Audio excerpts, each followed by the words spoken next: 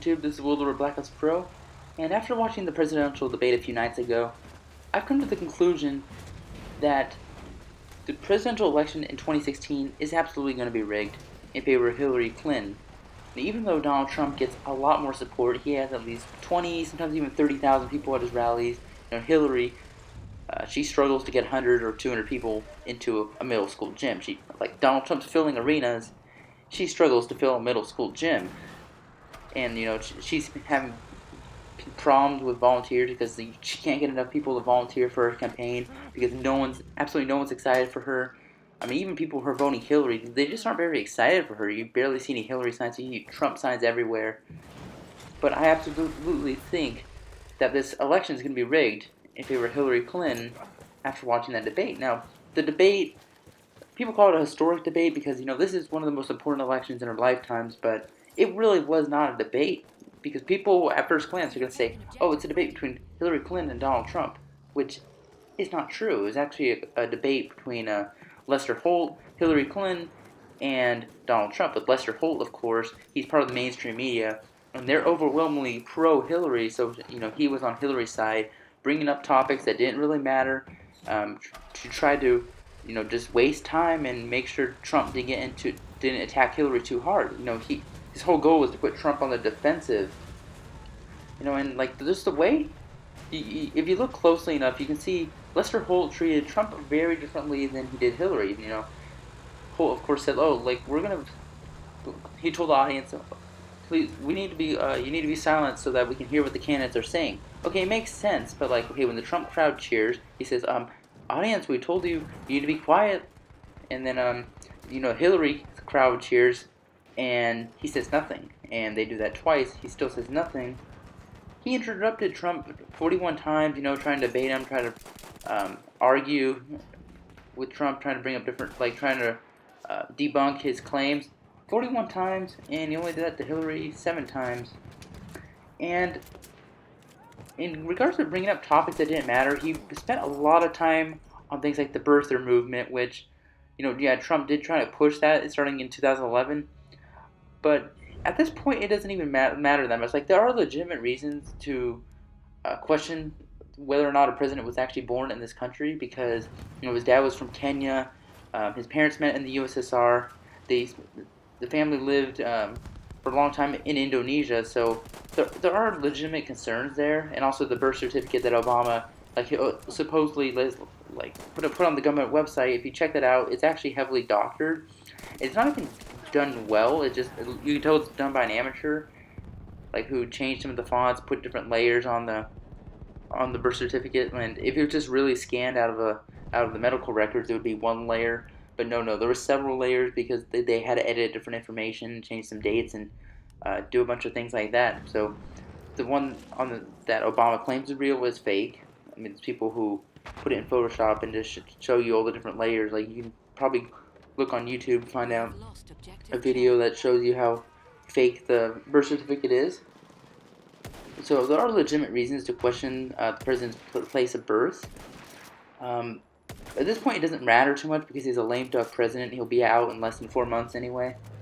But Lester Holt wasted a ton of time on that, even though it was Hillary Clinton who brought the birther movement back in 2008. So, of course, he blamed the whole thing on Trump. It's oh, you've been saying that the president hasn't born here, even though a lot of Americans have already accepted that as fact.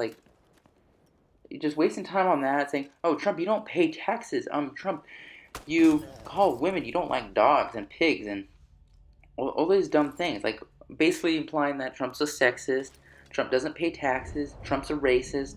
Just implying all these, all these, basically just repeating the same talking points that the mainstream media has been using to attack Trump ever since he announced his campaign.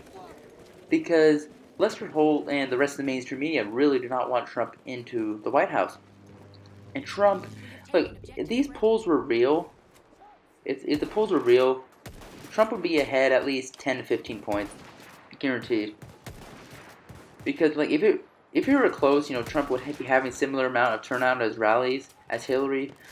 But given that Trump has several times more people at his rallies than Hillary does, I mean, we're talking about maybe 100 times more people. 100 times more people. Like, think about it. If he has 20,000 versus Hillary's 200, that's 100 times more people. Um, or sorry, not 100 times more people. Then you can definitely tell that Trump's ahead, and he has to be ahead. But in these mainstream media polls, they're sampling 15% more Democrats, sometimes even more. Especially like, and if you look at the polls that say who won the debate, the CNN poll that came out said Hillary.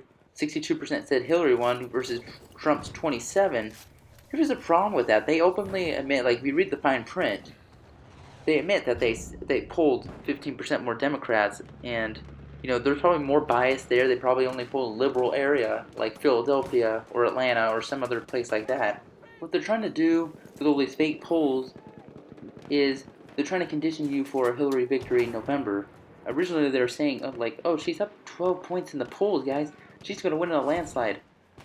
But here's the problem. They rigged those polls by polling 15% more Democrats to try to skew the results. But even with the skewed results, like, there's only so much rigging you can do. So after Hillary collapsed on 9/11 and she started having all these health issues, she began sliding in the polls.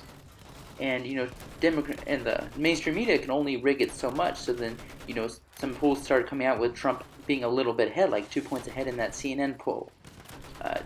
Like a few points ahead in the swing states and in battleground states and stuff like that.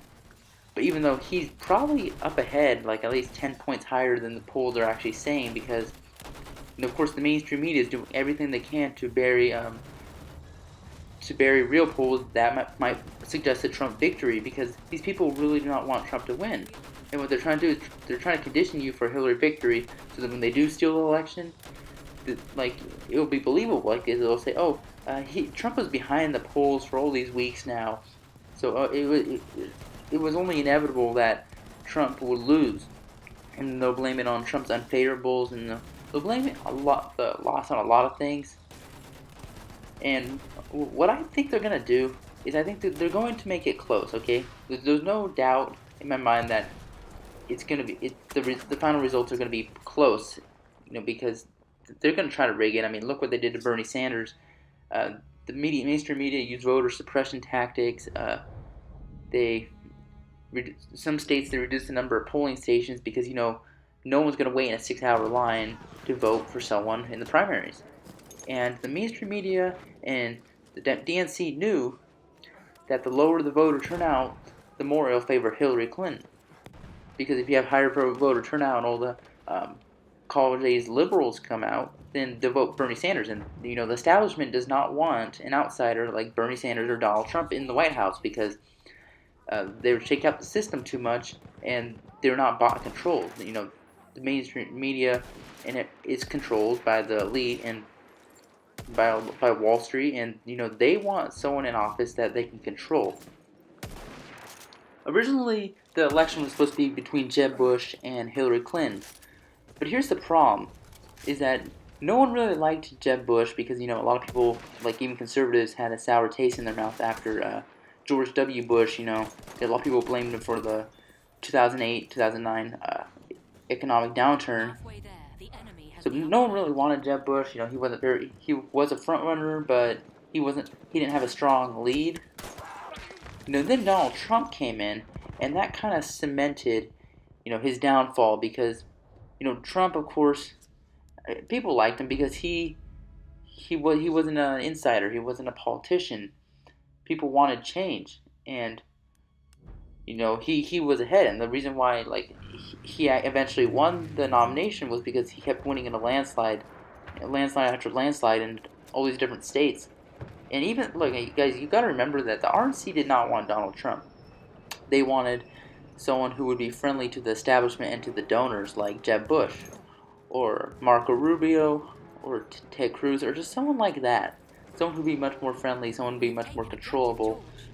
But they couldn't do that. I mean, they tried. They canceled the Colorado election. They gave all the delegates to Ted Cruz, but even with that, Ted Cruz could, even with all the rigging that the RNC did, they couldn't stop Trump, and eventually they had to give Trump the nomination, because if they just stole it at the convention or something, there would be riots in the streets. In most elections, we have status quo candidates. Like, let's look at Obama and Romney. Like, Would Romney really bring about change? I don't think so. I mean, there's minor differences between the Republican and Democratic Party, but at the end of the day, they both work for the same people. They both work for the same donors. They both work for the same special interests. So in reality, we really have a one-party system. It doesn't matter which party you choose. Like, okay, if the Republicans screw you over, you choose Democrat, you're still going to get the same results. And so then people go back to Republican and Democrat, and then it's really just the same thing. In reality, we effectively only have a one-party system. But now Donald Trump, you know, pretty much took over the Republican Party and turned it into more of a populist party. Like, the whole Donald Trump campaign is a movement, to take our country back. But the elite wouldn't want someone who's not bought and paid for to be in the highest office of the land. Do you notice how, like, the Bushes and all the neocons want to vote for Hillary? It's because they work for the same people. They're on the same team. Like, those, the Bushes and the Clintons pretend to be rivals, but in reality, they're friends. Because they work for the same people, they support the same special interests, and it really just proves how closely these parties actually work together. Like, if you notice, like, a lot of Republicans are jumping party lines to support the Democrat because they know Hillary can be controlled. And they know that Donald Trump can't be controlled, he's unpredictable, and he can bring about actual change. So now they're all supporting Hillary Clinton. Now, Hillary Clinton is not a very inspiring candidate. No one likes her. She's been in the public eye for over 30 years. I mean, she's been in politics for a while. She's absolutely not inspiring. Not like Obama was. Like no one really cares for her.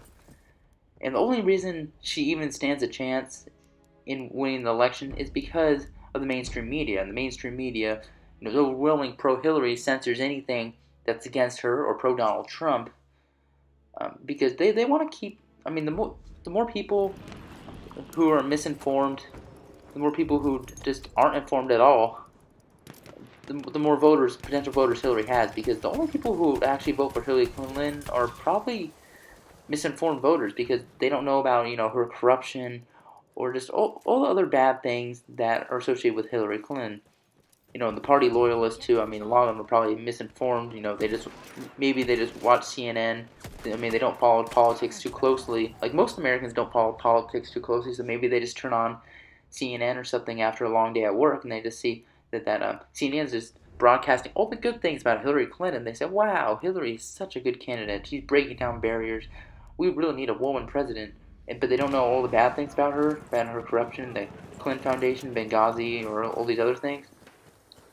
I mean, that's who the Hillary voter is. That's who she depends on for support, is the people who are misinformed, the people who only watch mainstream media. So by the mainstream media rigging this debate, they're able to put Trump on the defensive, make him look more weak than he is, make Hillary look better, and also keep Trump from bringing up the issues that actually matter, like Hillary's health, like the Clinton Foundation, like Benghazi, like her endless wars in places in the Middle East, like Iraq, Afghanistan, Syria, like the ousting of Muammar Gaddafi in Libya, the destabilization of the whole region. Like, the mainstream media doesn't want you to know that. They just want you to know how great Hillary is. So there's no way that the mainstream media or the establishment will let this kind of person in, who they can't control, who actually might bring change to Washington, might actually clean up Wall Street, might actually do all these things that all the other candidates promise, but they never get around to because they're bought and paid for by Wall Street and by all these other special interests. So my prediction is that they're probably going to try to pull something like they did with Bush v. Gore in 2000, and they're going to make it really close because at the end of the day, they want to give us hope. They want to give us an illusion like we have choice, like we can actually vote like voting makes a difference. They want to give us the illusion of choice here. So, you got to remember that Donald Trump is just a catharsis. He's, someone like that. All the people, all the pissed off Americans out there can vent their anti-establishment, anti-Washington anger by voting for him. But, Hillary Clinton's probably going to rig the election. I mean, they stole it from Bernie Sanders. Even though Bernie had, similar sized crowds to Donald Trump, he had much higher favorables, just much higher energy in general. And somehow Hillary Clinton won. It just doesn't. It didn't make any sense. Now we have proof with the DNC email leak that she rigged the election. I mean, she can rig it again, and that's. I mean, she needed to cheat to win, and the only way she's gonna win this election, general election, is by cheating. So I mean, there's nothing stopping her from doing this. I definitely think she's gonna do this, and I definitely think she's gonna win in a narrow victory if the election is rigged, which it probably will be. If it was fair, I mean, I think Trump would win in a landslide. He would win probably all but the most blue states, because at the end of the day, Donald Trump's not a Republican. He's a populist. So, and I think he'd win a lot more moderates than someone like Romney would, or some other standard status quo Republican politician. But I just don't think that the establishment's going to let this kind of guy in, and that's unfortunate because Hillary's not going to do anything for a country, and she's just going to get us into more wars, to more debt. Hopefully the next two debates aren't as rigged, and we can actually get to topics that do matter, not like spending all this time on the birther issue or tax returns or just little things like that that don't really matter that much. But hopefully they aren't as rigged and they're more fair to Trump, so Trump can actually smack Hillary, because there's a lot of things that Hillary just can't defend, like her corruption, her health. There's a lot of things like that. Anyway, guys, hope you enjoyed the commentary. If you did, don't forget to like, favorite, and subscribe. It's been World at War. Thanks for watching, and see you guys later.